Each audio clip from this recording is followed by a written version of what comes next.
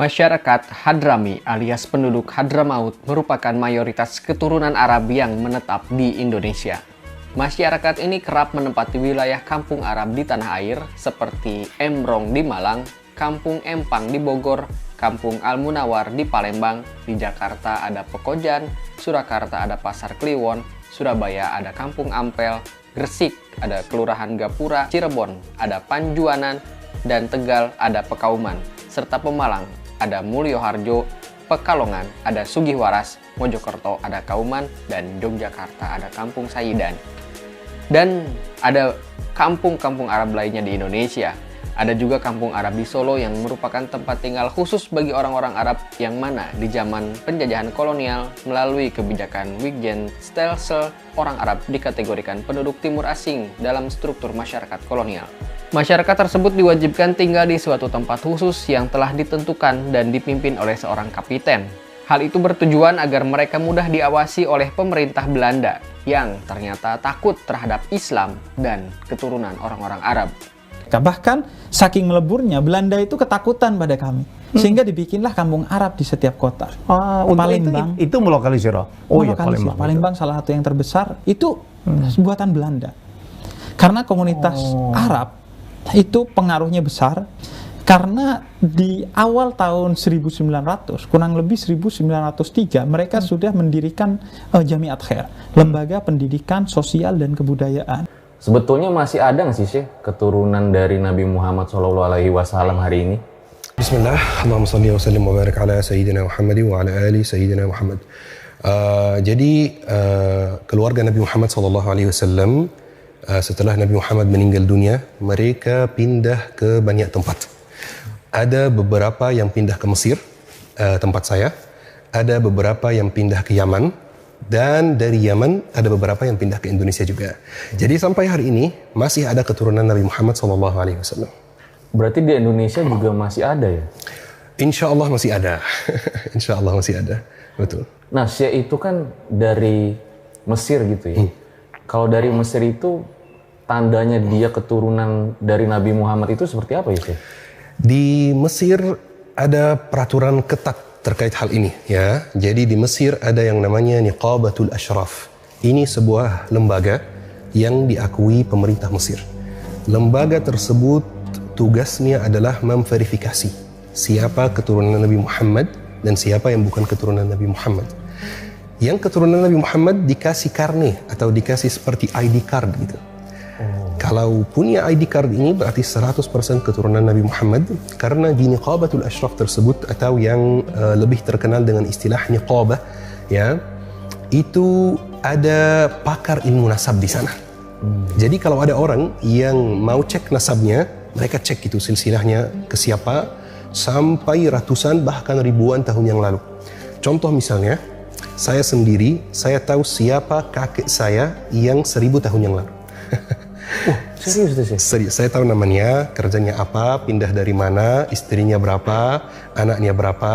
Saya tahu semuanya, semua informasi itu. Terus informasi itu kayak diwariskan gitu. Jadi ayah saya ceritakan itu kepada saya. Nanti saya ceritakan kepada anak saya dan seterusnya, seperti itu. Iya, saya juga sering dengar ya, kayak di Mesir, Yaman, anak-anak kecil itu tahu tuh leluhurnya gitu ya. Betul sekali. Kalau menurut saya sendiri, apa sih manfaat ketika kita mengetahui leluhur kita gitu? Baik, itu sebenarnya ada dua manfaat gitu ya. Manfaat yang pertama, manfaat sosial, supaya tidak ada yang berani mengaku keturunan A padahal dia bukan keturunan A. Makanya muncul pentingnya yang namanya pakar ilmu nasab, supaya kalau ada yang mengaku dari suatu keturunan, langsung dipanggil pakarnya. Ini benar nggak dari keturunan A? Gitu. Ini manfaat yang pertama. Manfaat yang kedua lebih ke tradisi, ya. Jadi kan setiap tempat itu ada tradisinya, ya. Budaya, ya. Budayanya betul. Di negara Arab secara umum, khususnya di Yaman dan Arab Saudi, itu terkenal sekali budaya nasab itu. Jadi itu lebih ke tradisi seperti itu. Dan sampai hari ini di setiap suku di Mesir, Arab Saudi, Yaman, itu ada pakar ilmu nasabnya. Terus kalau ada perselisihan tentang nasab, langsung dipanggil dan ditanya. Pakar ilmu nasab itu lebih keren lagi. tahu nasab semua sukunya sampai Nabi Ibrahim. Ya, jadi jauh sekali gitu. Jadi memang sudah ada ya, Betul. terorganisir gitu ya. Sangat-sangat terorganisir. Tapi Syekh, kita boleh nggak dalam agama meragukan nasab seseorang?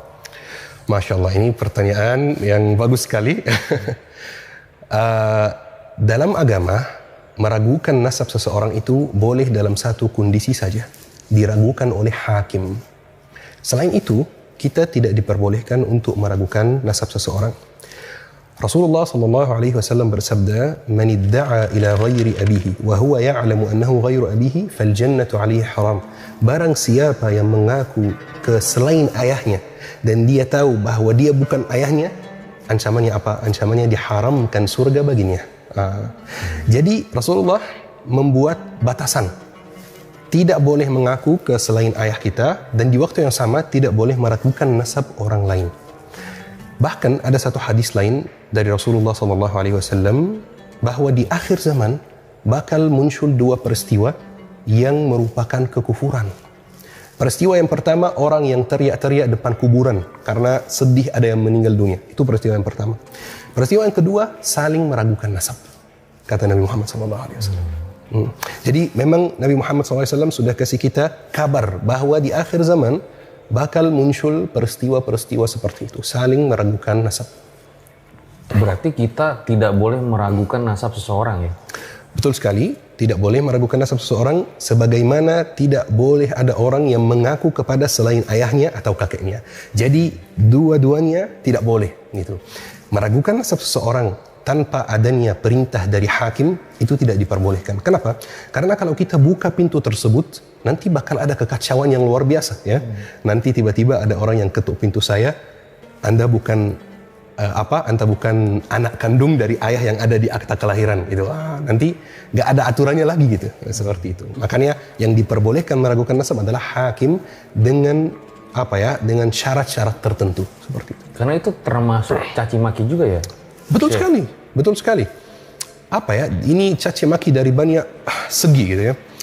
Yani kalau ada orang yang kita tuduh nasabnya tidak tersambung pada kakeknya, itu kayak secara tidak langsung kita menuduh kakeknya atau ibu-ibunya itu dengan tuduhan yang keji gitu, dengan tuduhan yang kurang bagus gitu, seperti itu. Tapi bagaimana sih ketika misalnya ada seorang yang memasukkan nasabnya gitu? Karena kita juga sering dengar di berita gitu ya. Betul.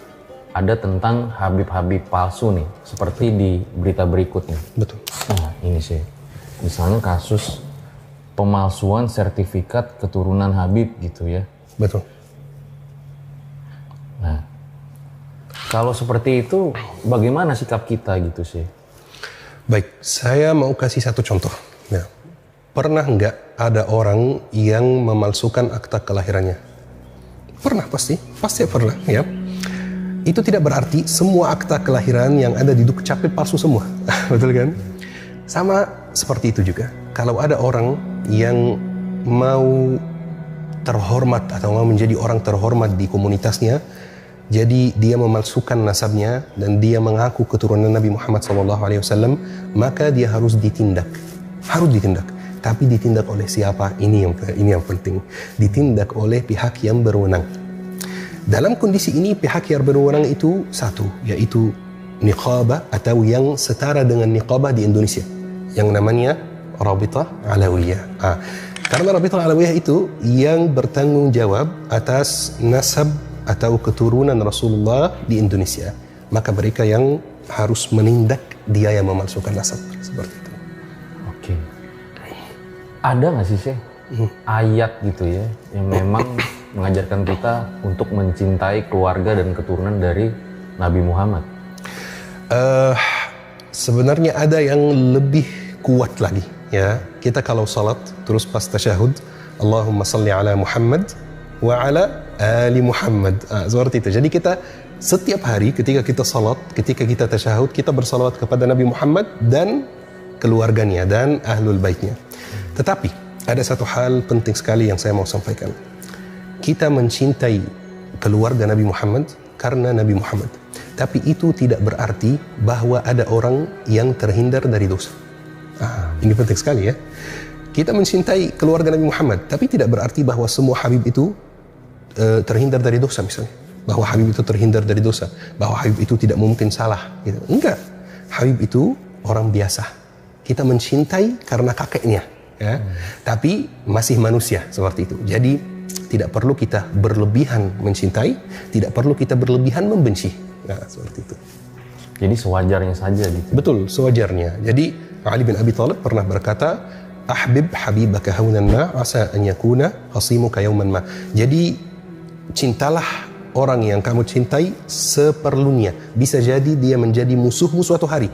Dan bencilah orang yang kamu benci seperlunya. Bisa jadi dia menjadi kekasihmu suatu hari. Seperti itu. Tapi kadang kita juga misalnya menemukan sebuah kondisi kayak gini sih. Ada keturunan dari Nabi Muhammad yang justru mengajarkan hal-hal di luar Al-Quran dan hadis gitu. Yang gak sesuai tuntunannya. Nah, cara kita bersikap tuh seperti apa sih? Kita harus balas dan kita harus menjelaskan kekurangannya di mana. Tapi tanpa meragukan nasabnya. Karena ini beda hal, beda cerita gitu ya.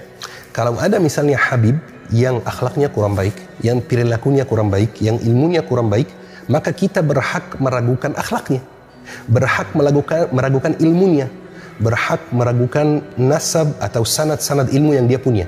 Tapi ngapain meragukan nasab? Emang keturunan Nabi Muhammad itu baik semua? Enggak.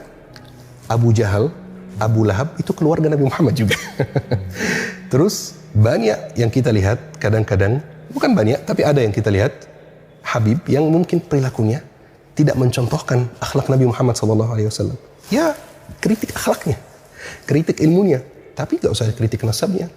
Itu beda cerita gitu. Berarti kalau mengkritik Habib tuh boleh gitu? Sangat boleh, sangat boleh. Sangat-sangat boleh. Siapapun bisa dikritik. Siapapun bisa dikritik. Asal kita punya ilmu yang cukup untuk mengkritiknya. Jadi misalnya, saya kasih contoh. Saya kan, kalau saya sendiri, latar belakang saya itu ilmu fiqih. Ya. Jadi kalau saya melihat ada satu orang yang membahas ilmu fiqih, tapi agak menyimpang gitu, maka saya dengan latar belakang saya yang ilmu fiqih itu saya berhak mengkritik dia. Tapi kalau ada orang yang tidak mengetahui ilmu fiqih, maka dia tidak bisa mengkritik karena tidak bisa menjelaskan dengan ilmiah itu kekurangannya di mana, seperti itu. Kalau soal akhlak, ya bisa saja semua orang kritik ya. Jadi kalau soal boleh dikritik, sangat boleh dikritik. Ya, nggak ada yang terhindar dari dosa, gak ada manusia yang tidak bersalah, semua bisa jatuh dalam kesalahan. Oh, enggak ada seperti itu. Itu tidak ada tuntunannya dalam agama sama sekali. Bahkan Rasulullah SAW pernah bersabda dan pernah menyampaikan kepada anaknya Fatimah, anak kesayangan Rasulullah SAW. Ya Fatimah, selini ma syi'ti lan ughni anki minallahi syai'an. Minta apapun yang kamu mau dari saya di dunia, tapi di akhirat saya tidak bisa menyelamatkan kamu. Masya Allah. Itu ke anaknya langsung, Mbak, bukan ke cucu jauhnya misalnya. Ya. Jadi itu tidak ada hubungannya dengan dosa atau tidak, enggak. Itu orang biasa, sama-sama manusia, tapi kakeknya merupakan Rasulullah SAW. Kalau dia salah, dikritik, tidak ada masalah. Kalau dia melakukan kesalahan dari segi hukum, dihukum, tidak ada masalah, seperti itu. Dalam agama tidak ada tugas khusus yang diberikan kepada keturunan Nabi Muhammad SAW. Jadi kesimpulannya, dalam Islam tidak ada yang namanya kasta. Dalam Islam tidak ada yang namanya ada orang lebih baik dari orang lain karena keturunannya. Itu tidak ada sama sekali dalam Islam. Rasulullah SAW bersabda, "La farqa li Arabiyyin 'ala a'jamiyyin illa bittaqwa." Tidak ada perbedaan antara orang Arab dan orang non-Arab kecuali dengan takwa. Jadi tolok ukurnya itu adalah takwa. Nasab ya bisa bikin kita di dunia misalnya dihormati orang, itu bisa, kenyataannya seperti itu. Tapi di akhirat hanya takwa. Jadi sebenarnya tidak ada tugas khusus untuk keturunan Nabi Muhammad SAW. Kecuali kalau memang orangnya berilmu, maka tugasnya menyampaikan ilmu. Sebagaimana orang lain kalau berilmu, tugasnya menyampaikan ilmu juga. Masya Allah. Itu semuanya gelar di beberapa negara yang berbeda. Jadi beda negara, beda gelar. Kalau gelar ustaz artinya di Indonesia beda dengan artinya di negara Arab. Di Indonesia ustaz itu artinya guru ngaji atau guru ilmu agama ya. Di negara Arab ustaz itu artinya guru secara umum. Jadi bisa guru matematika dipanggil ustaz juga di negara Arab. Guru bahasa Inggris dipanggil ustaz juga. Taib. Kalau guru ngaji di negara Arab itu dipanggil syekh. Jadi sebenarnya syekh di negara Arab sama dengan ustaz di Indonesia. Dua-duanya sama. Kalau Habib itu ada beberapa teori gitu ya. Kalau Habib, teori yang pertama, Habib itu dari keturunan Nabi Muhammad dari garis Al-Husain. Nabi Muhammad kan ada cucu Al-Hasan dan Al-Husain ya. Al-Hasan lebih tua. Jadi Habib dari garis Al-Husain, Sayyid dari garis Al-Hasan. Seperti itu. Itu teori pertama ya. Teori kedua, Sayyid itu keturunan Nabi Muhammad yang tidak mengajarkan ilmu agama. Misalnya dia arsitek, dia dokter, dia apa? Praktisi, betul ya. Terus Habib keturunan Nabi Muhammad yang mengajarkan ilmu agama. Dan masih ada banyak gelar lagi sebenarnya. Ada gelar mufti, ada gelar di Afghanistan, di Pakistan ada gelar mullah misalnya. Ada banyak gelar lain yang juga artinya adalah ustaz, guru ilmu agama dan sebagainya. Yes. Saya pernah dengar katanya, koreksi kalau salah ya. Di Arab itu orang tua saja bisa dipanggil syekh juga. Betul sekali, betul sekali. Jadi syekh itu tergantung konteksnya. Ya, kalau konteks kajian, konteks belajar mengajar, terus ada seseorang yang dipanggil syekh, maka pasti dia guru ilmu agama.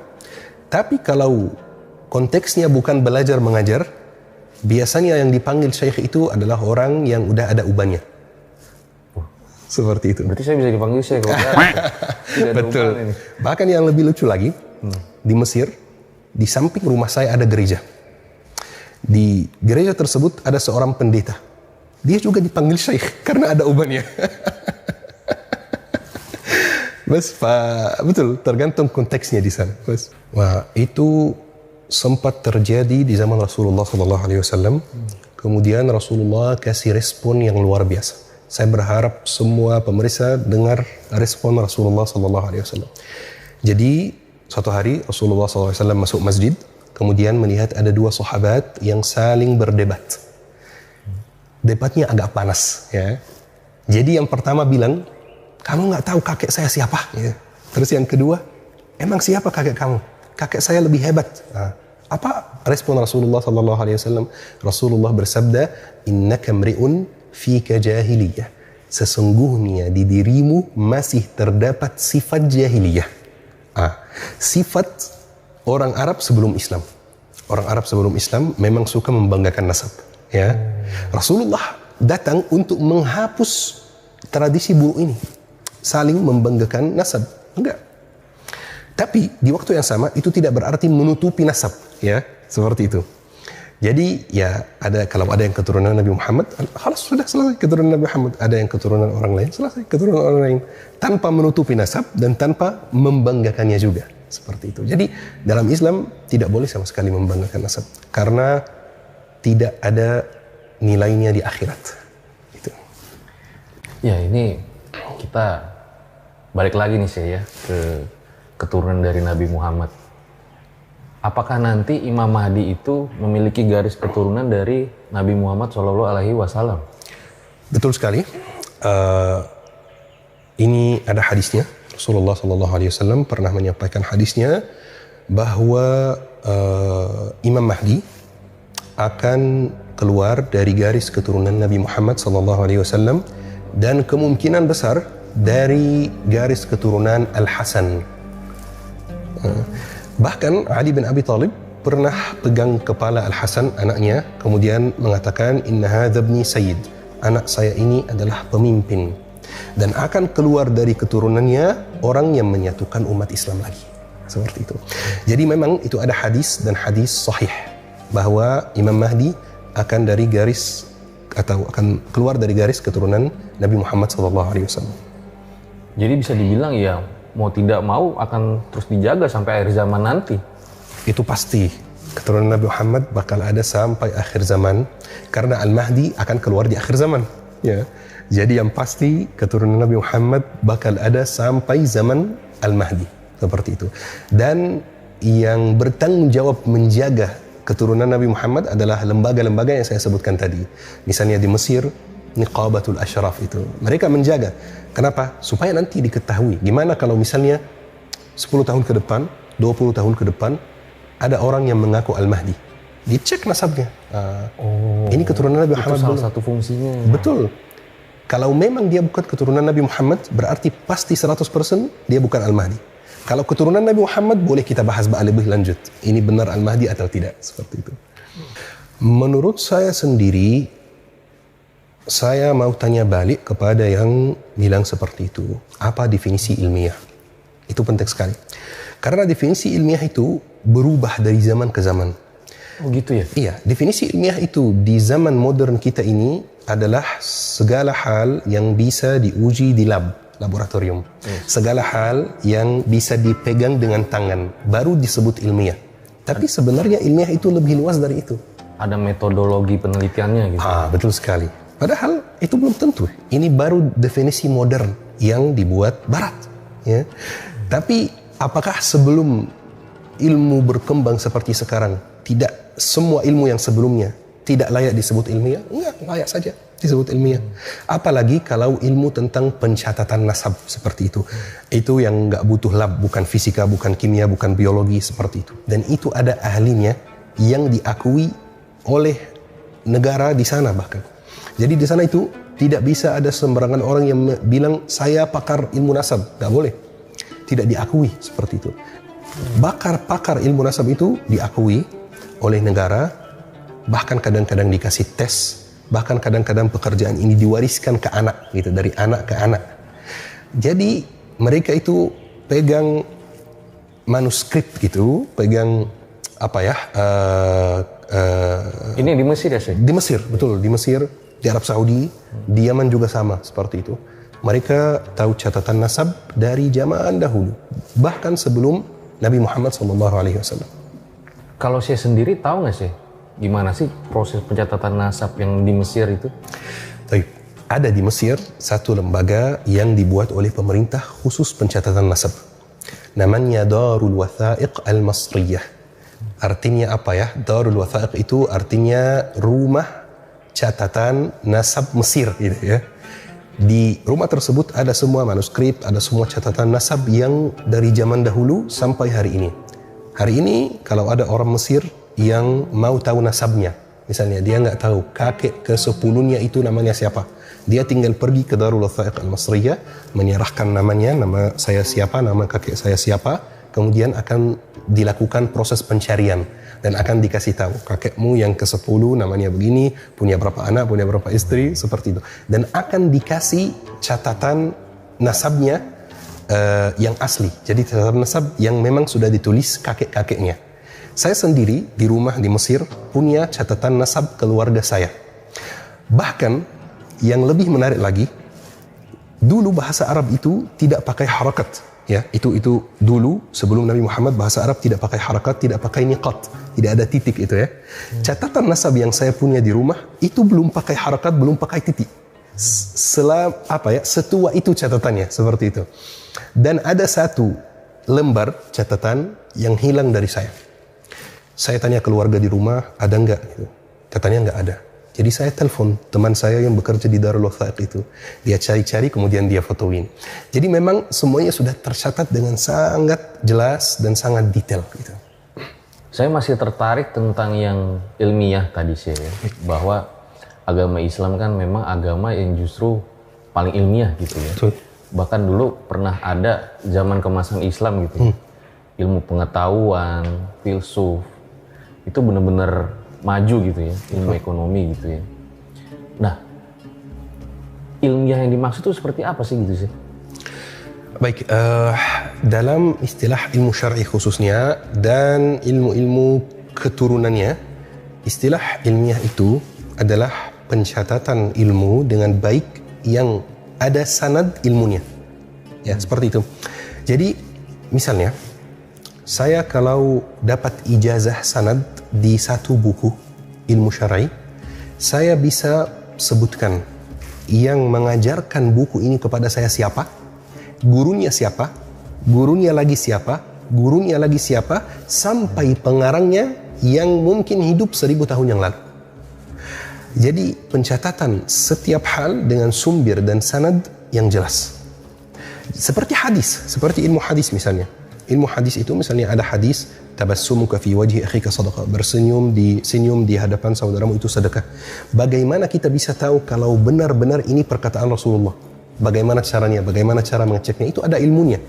Ada ilmu yang membahas setiap orang yang menyampaikan hadis ini, dia siapa, ayahnya siapa, tinggal di mana, orangnya jujur atau tidak, kerja apa, terus kekurangannya apa, kelebihannya apa, setiap orang.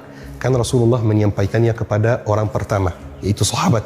Terus sahabat menyampaikannya ke tabi'in. Terus tabi'in menyampaikannya ke tabi'it tabi'in, generasi berikutnya. Kemudian tabi'it tabi'in menyampaikan ke generasi berikutnya. Sampai hadisnya di zaman kita ini. Dalam silsilah ini, setiap orang yang menyampaikan hadis ini, kita tahu asal usulnya. Bukan hanya dia siapa, kekurangannya apa, kelebihannya apa, tinggal di mana, bapaknya siapa, ibunya siapa. Dan jika ada silsilah yang kurang jelas, hadis ini disebut hadis dhaif. Jadi kita kan dengar hadis dhaif, hadis sahih. Hadis apa yang bisa bikin suatu hadis jadi dhaif? Ya itu, silsilahnya kurang jelas. Itu yang dimaksud dengan ilmiah dalam istilah ilmu syar'i. Semua hal dicatat dengan baik dan sumbernya jelas dan sanadnya jelas. Dulu di zaman Andalusia, di Spanyol dan Portugis dan sekitarnya, itu ilmu pengetahuannya luar biasa, benar-benar luar biasa. Bahkan model pertama kamera itu atau konsep dasar kamera itu yang buat adalah ilmuwan muslim, namanya Ibnul Haytham. Kamera tuh umat muslim yang pertama? Kamera, tapi konsep dasarnya, belum yang baterinya belum, ya konsep dasar kamera itu. Saking ilmu pengetahuan Islam di masa Andalusia itu luar biasa, orang Eropa pergi kuliah di negara Islam. Kalau mereka balik ke negaranya dan mau terlihat keren di antara teman-temannya, mereka campur bahasanya dengan bahasa Arab. Seperti itu. Sama seperti di zaman kita ini, kadang-kadang ada yang campur bahasanya dengan bahasa lain gitu ya. Itu menunjukkan kalau dia pernah belajar bahasa seperti dulu sebaliknya ya. Tapi sayangnya kita mundur, tidak jaya lagi karena satu hal. Kita terpecah belah. Tidak lagi kita bisa menerima perbedaan. Kita sibuk mengurus perbedaan di antara umat kita, di antara satu umat, di antara satu agama, dan kita membiarkan musuh kita menghancurkan negeri-negeri kita. Itu alasannya. Jadi sibuk mengurus perbedaan, perpecahan, sampai kita ternyata mundur sekali. Dan Barat sekarang yang maju. Tapi itu tidak akan lama. Karena dunia ini ada sunnatullah. Seperti manusia. Lahir tidak bisa apa-apa, masih bayi, kemudian pada puncaknya pas pemuda kuat, tahu semua, kemudian pas umurnya 60-an, 70-an itu lemah lagi. Umat Islam sekarang lagi masa lemah, tapi insya Allah akan mulai jaya lagi insya Allah. Akan ada masanya ya. Betul. Saya juga ingin bertanya nih, mumpung ada saya di sini ya. Saya suka mendapati gitu ya, ketika misalnya kita ingin bekerja, berbisnis gitu ya, terus juga ingin belajar gitu. Ini dalam konteks ilmu pengetahuan ya. Betul. Ada kadang teman-teman yang bilang, ngapain sih segitunya gitu. Dunia itu nggak lama gitu. Ya. Udah, lebih baik ngurusin akhirat aja. Tanggapan saya itu seperti apa? Seandainya ilmuwan muslim zaman dahulu bilang seperti itu, maka Islam tidak mungkin jaya. Ya. Enggak, itu sebenarnya Islam memerintahkan kita untuk mengurus dunia sebagaimana harus mengurus akhirat. Bahkan Rasulullah SAW bersabda, dan ini hadis yang tidak hadis sahih, tapi kita bisa ambil hikmahnya, ambil maknanya saja. Ad-dunya mazra'atul akhirah. Dunia itu adalah persiapan untuk akhirat. Jadi kita memang diperintahkan untuk mencari dunia, tapi bukan mencari dunia demi dunia, mencari dunia demi akhirat. Kita diperintahkan untuk menuntut ilmu. Tapi bukan karena hanya menuntut ilmu saja, tidak ada alasan lain. Enggak, menuntut ilmu karena akhirat. Jadi betul sebenarnya kita harus fokus akhirat. Tapi fokus akhirat melalui dunia. Seperti itu. Kita menghasilkan uang. Kita mau jadi kaya. Kita mau punya bisnis yang besar. Itu bagus sekali. Mengutip buku sejarah tulisan Haji Purwanta DKK tahun 2007 halaman 45, koloni Arab dari Hadramaut diperkirakan datang ke tanah air sejak abad pertengahan, tepatnya abad ke-13. Hampir semua koloni yang datang adalah pria. Kedatangan penduduk Hadramaut ke Indonesia terjadi setelah umat Islam mengalami fitnah besar di antara umat Islam yang menyebabkan terbunuhnya Khalifah keempat Ali bin Abi Thalib radhiyallahu anhu. Peristiwa ini menyebabkan hijrah besar-besaran kaum keturunannya ke berbagai belahan dunia. Koloni Arab dari Hadramaut ini datang ke Indonesia untuk berdagang dan berdakwah. Kendati demikian, banyak dari mereka yang menetap dan berkeluarga dengan masyarakat setempat. Selain di Indonesia, orang Hadrami ini juga banyak terdapat di Oman, India, Pakistan, Filipina Selatan, Malaysia, dan Singapura. Selain berasal dari Yaman, terdapat pula warga keturunan Arab yang berasal dari negara-negara Timur Tengah seperti negara Semenanjung Arab atau Jazirah Arab lain di Indonesia. Misal dari Arab Saudi, Palestina, Suriah, Yordania, Irak, bahkan negara-negara Arab di benua Afrika seperti Mesir, Maroko, hingga Sudan. Akan tetapi jumlahnya lebih sedikit dari mereka yang berasal dari Yaman, khususnya Arab Hadrami yang berasal dari Hadramaut, Yaman. Mengutip jurnal Dinamika, terbentuknya wilayah kampung Arab di Surakarta, tulis Najmi Muhammad Bazir tahun 2020, halaman 251, kedatangan masyarakat Hadrami juga dipicu oleh turunnya biaya transportasi dan ekspansi kapitalisme kolonial di Indonesia. Kedatangan orang-orang Hadramaut dalam jumlah besar pertama kali terjadi pada abad ke-13 hingga 15. Kemudian kedatangan terbesar kedua terjadi pada abad ke-17 hingga awal abad ke-20. Namun puncaknya terjadi pada awal akhir abad ke-19. Jumlah keturunan Arab Hadramaut diperkirakan lebih besar jika dibandingkan dengan penduduk Hadramaut yang menetap di tempat leluhurnya kini. Tidak hanya itu, beberapa marga juga dinilai telah hilang dari Hadramaut. Sementara itu, jumlah marga keturunan Hadramaut di tanah air justru lebih banyak. Selain untuk perdagangan, tentu juga melakukan Islamisasi. Mereka menyebar di Asia Tenggara termasuk Indonesia. Bahkan beberapa di antaranya ada yang mendirikan kerajaan seperti Kesultanan Al-Qadri di Pontianak dan Syahab di Siak. Mengutip Natalie Mobin dalam Kebangkitan Hadrami di Indonesia, gelombang eksodus keturunan Yaman Hadrami tersebut berlangsung pada abad ke-18 Masehi. Mereka menempati berbagai kepulauan di Asia Tenggara. Di Indonesia sendiri, tempat awal mereka singgah adalah di Aceh, lalu Palembang, yaitu Sumatera Selatan, dan Pontianak, Kalimantan. Diperkirakan sejak tahun 1820 muncul koloni-koloni para Hadrami itu. Menurut sensus Belanda pada tahun 1859, jumlah mereka cukup berarti mencapai 7.786 jiwa di Jawa dan luar Jawa. Mayoritas mereka adalah keturunan Hadramaut. Namun Aceh tidak termasuk sensus, lantaran ketika itu kawasan tersebut belum menjadi jajahan Belanda. Kaum Arab Hadrami yang datang ke Nusantara sebelum abad ke-18 telah berasimilasi penuh dengan penduduk lokal. Sebagai bentuk asimilasinya, bahkan banyak anak keturunan yang menggunakan nama-nama lokal daripada nama-nama Arab. Hal tersebut yang menyebabkan kaum Arab Hadrami yang bermigrasi ke Nusantara sebelum abad ke-18 sulit diidentifikasi, kecuali mereka yang memiliki hubungan historis dengan kerajaan-kerajaan Islam di Nusantara, karena nama mereka menjadi tersohor. Sebagai contoh asimilasi antara kaum Arab Hadrami dengan pribumi Nusantara adalah pernikahan Syarif Abdullah Umdatuzin Azmakan atau Raja Campa tahun 1471 sampai 1478 dengan Rara Santang, yaitu putri Prabu Siliwangi yang kemudian berputra Syarif Hidayatullah atau yang lebih dikenal Sunan Gunung Jati atau bernama lain Sayyid Al-Kamil, dan menghasilkan anak keturunan dari Raja-Raja Banten di ujung barat Pulau Jawa. Umumnya mereka dapat diidentifikasi dengan gelar kebangsawanannya seperti Tubagus atau Ratu. Sedangkan mereka yang datang setelah abad ke-18 lebih sedikit yang melakukan asimilasi, hingga lebih mudah diidentifikasi dengan marga-marga yang mereka bawa seperti Assegaf, Alaidrus, Alatas, dan lainnya. Kedatangan koloni Arab Hadramaut ke Indonesia diperkirakan terjadi dalam 3 gelombang utama, yaitu abad ke-9 sampai 13 Masehi dalam catatan sejarah tertua adalah berdirinya kerajaan Perelak di Aceh Timur pada tanggal 1 Muharram tahun 225 Hijriah atau 840 Masehi. Hanya 2 abad setelah wafat Rasulullah. Salah seorang keturunannya yaitu Sayyid Ali bin Muhammad bin Ja'far Shiddiq hijrah ke negeri Perlak. Ia kemudian menikah dengan Makdum Tasyuni, adik dari Syahir Nui dari negeri tersebut.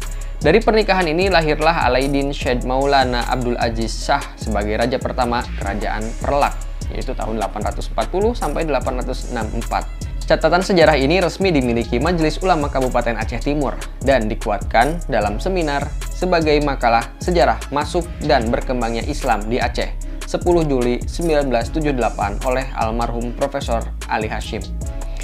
Kemudian gelombang kedua abad 12 sampai 15 Masehi. Masa ini adalah masa kedatangan para datuk dari Wali Songo yang dipelopori oleh keluarga besar Syekh Jamaluddin Akbar Al-Husaini dari Gujarat yang masih keturunan Syekh Muhammad Syahih Mirbad, seorang ulama besar dari Hadramaut. Ia bersama putra-putranya berdakwah jauh ke seluruh pelosok Asia Tenggara hingga Nusantara dengan strategi utama menyebarluaskan Islam melalui pernikahan dengan penduduk setempat yang utamanya dari kalangan bangsawan kerajaan Hindu.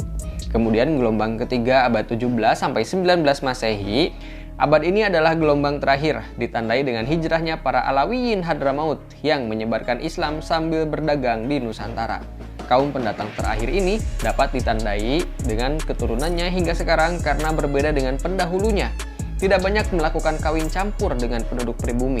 Selain itu, dapat ditandai dengan marga yang umum dikenal sekarang seperti Alatas, Assegaf, Al-Jufri, Al-Aidrus, Syihab, Syahab, Al-Hadad, Al-Habsyi, dan lainnya. Hal ini dapat dimengerti karena marga-marga ini terbentuk belakangan. Tercatat dalam sejarah Hadramaut, marga tertua adalah marga Asyegaf. Sedangkan marga-marga lain terbentuk bahkan lebih belakangan, umumnya pada abad ke-16. Biasanya, nama marga diambil dari gelar seorang ulama setempat yang sangat dihormati. Dan sekarang, menurut catatan Robitoh Alawiyah, setidaknya ada sekitar 1,2 juta orang Arab Indonesia yang diklaim berhak menyandang sebutan Habib. Mereka memiliki moyang yang berasal dari Yaman, khususnya Hadramaut. Habib di kalangan Arab Indonesia adalah gelar bangsawan Timur Tengah yang secara khusus dinobatkan terhadap keturunan Nabi Muhammad melalui Fatimah Az-Zahra dan Ali bin Abi Thalib yang saat ini sedang diperdebatkan. Silahkan tulis di kolom komentar menurut pendapat Anda mengenai sebutan Habib ini.